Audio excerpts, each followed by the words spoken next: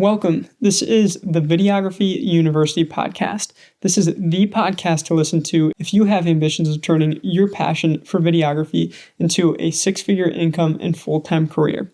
My name is Grant Burks. I'm the host of this podcast. I run my own video production business called Optico Productions, and I'm the author of the book Film to Freedom, the book that teaches you everything you need to know to turn your passion for videography into a six-figure income and full-time career. On today's episode, we're going to be talking about how I went from getting ghosted by a potential client to turning it into $7,200 worth of video projects for my videography business. In addition, at the end of the podcast, I'm going to give you a two-step process for how you can effectively follow up with all of your leads to ensure that you are maximizing the number of bookings that you're getting and making sure that you're not getting ghosted by your clients as well. So it all started when one of my brother's friends was talking to his brother-in-law, who was the marketing director for a healthcare IT company. So my brother's friend and I, we had a good relationship. Just through my brother, we were also pretty good buddies. And his brother-in-law happened to work for a healthcare IT company in the marketing department. Well, at the time, they were looking to rebrand and really just grow their brand and revamp their website. And because of this, they were looking to get new headshots completed for their team, as well as some behind-the-scenes type shots / group shots that they could use for branded and marketing material. So this one was a little bit outside of the wheelhouse. My specialty is video production, videography, but I also had experience shooting headshots in the past. I had all the gear, all the equipment to do it. So I figured, why not? Might be a nice payday for something that's not too challenging and that I've already done in the past. He reaches out to me. My buddy gave him my phone number, so he reached out. Actually, I think he gave him my email, and he reached out to me via email initially. So he reaches out, we set up a time to jump on a phone call. I chat with him. At this time, I didn't really even know what the project was about, what they were needing. So we jumped on a phone call, learned a little bit more about what they were looking for. As I mentioned, they were looking for headshots for their entire team, as well as some group photos, some behind the scenes type photos they could use for marketing material. So I get an idea of what they're looking for. And at this point, we set up another time that we could jump on another call. So at that time, I didn't set up another call, which is what I would recommend doing. I was a novice at this point. I didn't have all the sales strategies, all the sales skills, tactics that I have today.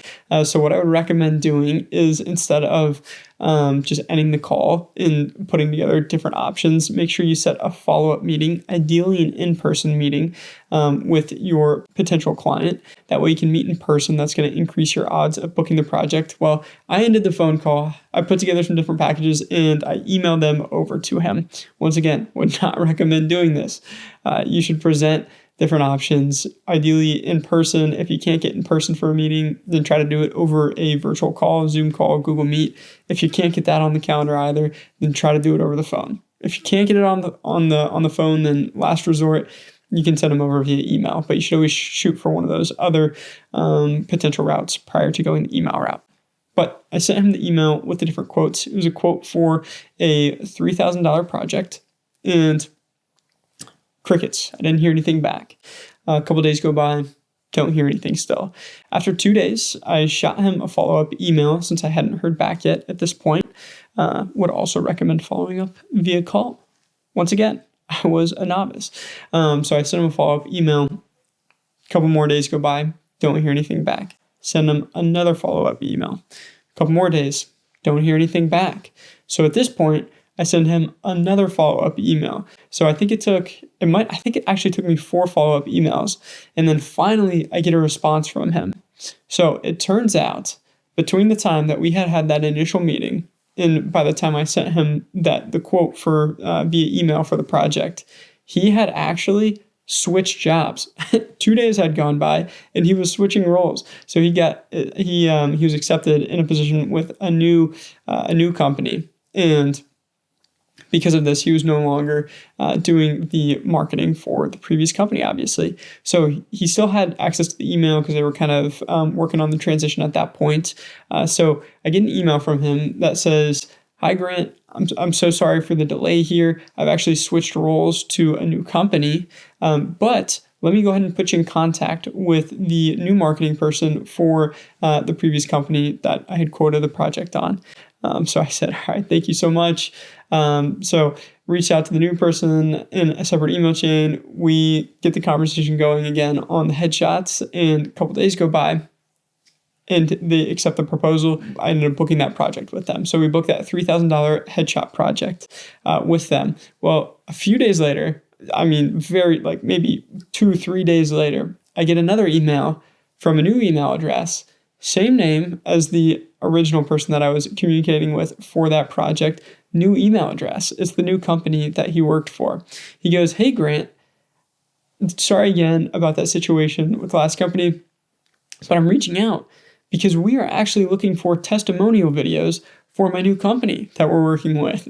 And I said, well, that sounds great. I can definitely help you out with that. So we jump on a phone call, chat a little bit more about what they're looking for. I get a good understanding of it. And at this point, I go ahead and start putting together some different packages for them. And I think this time we actually did hop on a phone call when we were talking through the different options. And sure enough, end up booking that project as well. And that one was I think it was $4,200 for that project. So all in all, ended up booking the $3,000 project for the company that he had originally worked with. When I hadn't heard anything back for days, but I just kept following up via email. And eventually my email got through. He saw it and he put me in contact with the other marketing individual. So we get that project booked for $3,000.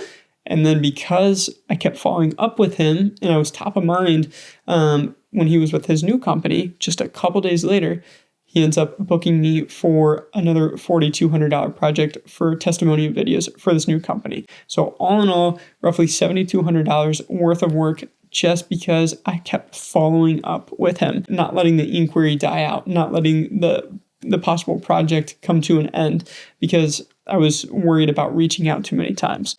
Now, that is a trap that we can fall into. We feel like we don't want to bug or we don't want to annoy potential clients. At the end of the day, most of our clients are busy, guys. Most of them are business owners or marketing directors. They got a lot going on. And beyond that, just in life in general, you got a lot going on. You're switching jobs, you got family stuff going on. So we're not always the number one priority for our clients at that time. But we want to continue to follow up with our clients to make sure we're not losing out on potential business because of the fear of annoying or bothering people. Obviously, if somebody tells you they're not interested or to stop reaching out to them. But don't be afraid about annoying someone or bothering them.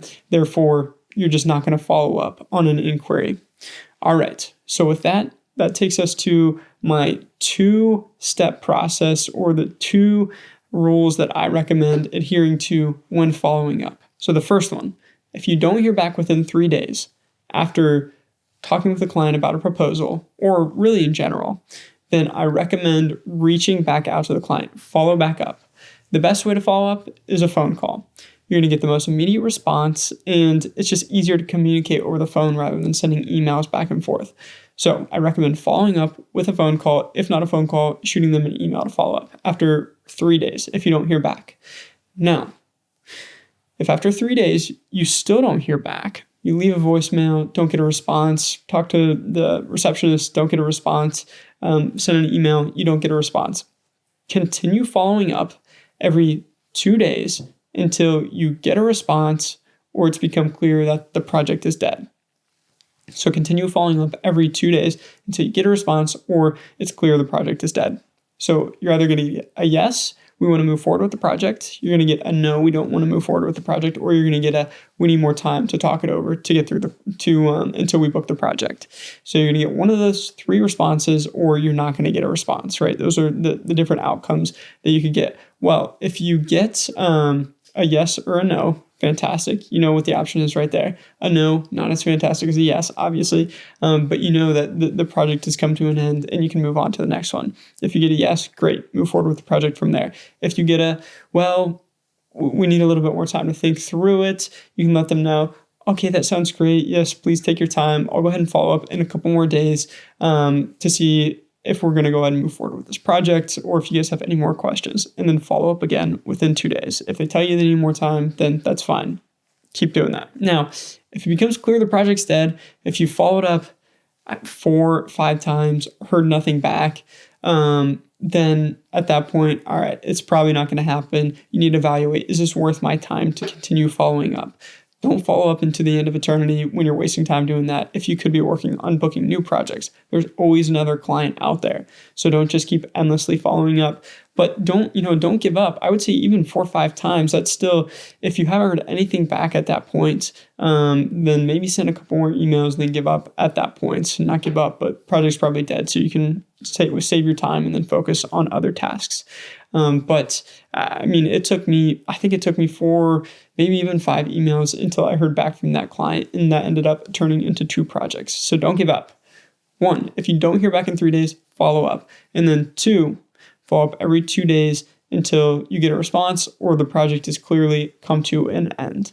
All right, those are my 2 steps that I recommend for following up with clients to book, to turn as many prospects into paid projects as you can. Now, if you want a free copy of my book, Film to Freedom, where I teach you all the steps that you need to turn your videography business into a 6-figure income and a full-time career, then click the link in the description below and you can get a completely free copy on me.